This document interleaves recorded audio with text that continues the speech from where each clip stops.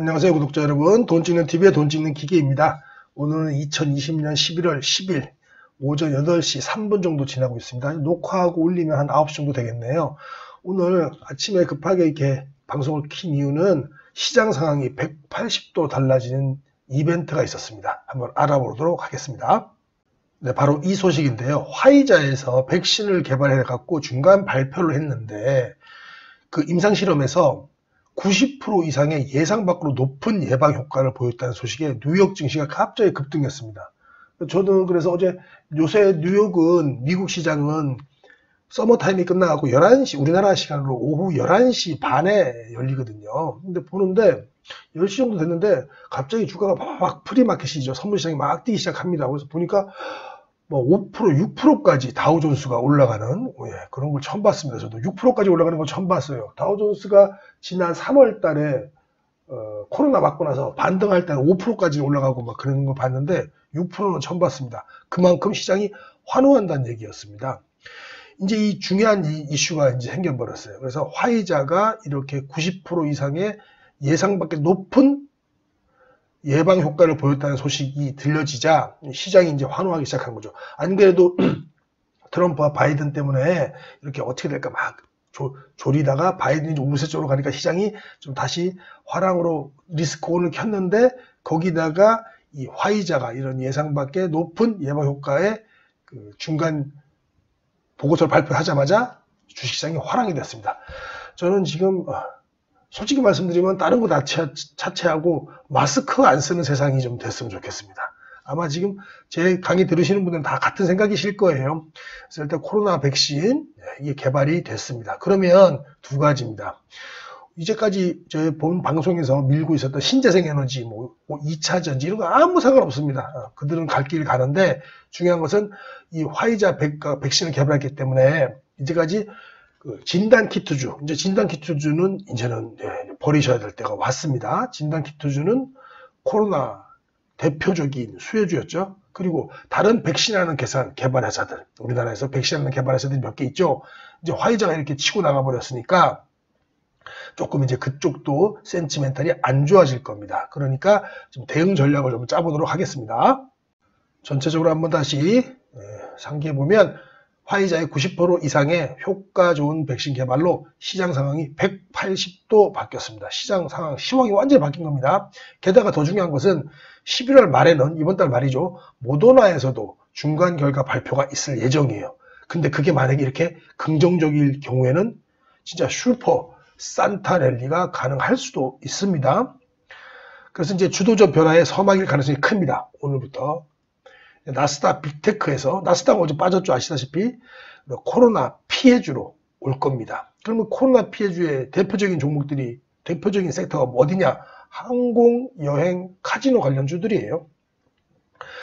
그러나 우리가 얘기하는 풍력, 전기차, 수소차 등 바이든 시대에 수요가 되는 그린 뉴딜 관련 종목은 원래 그냥 가던 길 쭉 가실 겁니다. 그러니까 아무 염려 마시고요.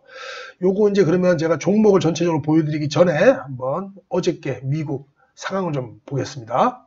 네, 이게 다우존스 상황이고요. 다우존스가 어제 이거는 이제 선물이 아니고 현물이죠. 고가가 5.69%.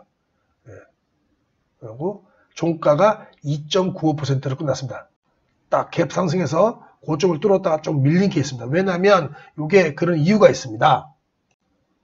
기사가 나왔는데요. 이 백신이 최소한 내년 한 가을 정도, 늦 여름이나 가을 정도에 맞을 수 있다라는 그런 얘기가 나오니까 시장에서 이렇게 와, 내일 당장 돼? 그러다가 그렇죠. 당연히 백신을 생산하고 다시 또 수억 개를 배포를 해야 되는데 그게 하루아침에 끝날 일이 아니죠. 그 뉴스 때문에 좀 가라앉긴 했습니다. 그러나 지금 다우는 전 고점을 갖다가 갭으로 빵 뚫었죠. 네. 이제 이렇게 좀 지글당지글당 하면서 다시 이걸 뚫지 않을까 생각합니다.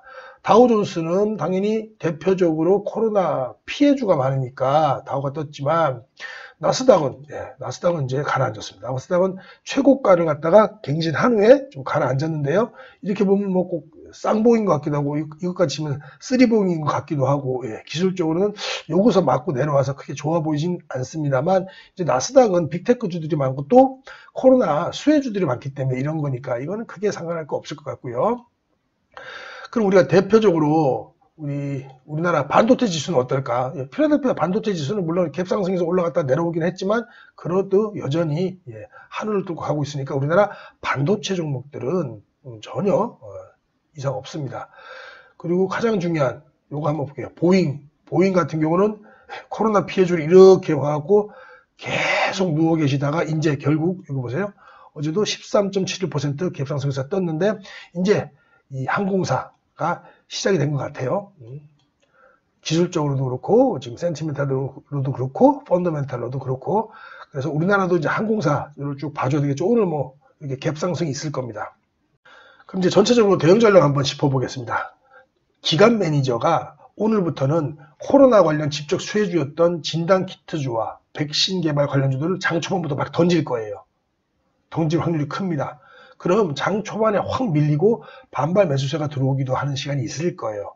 이때 관련주 보유하신 분들은 정리를 하는 전략으로 천천히 하시고요. 그리고 반대로 기관 매니저들은 컨택주, 코로나 피해주를 안 담으면 욕먹겠죠.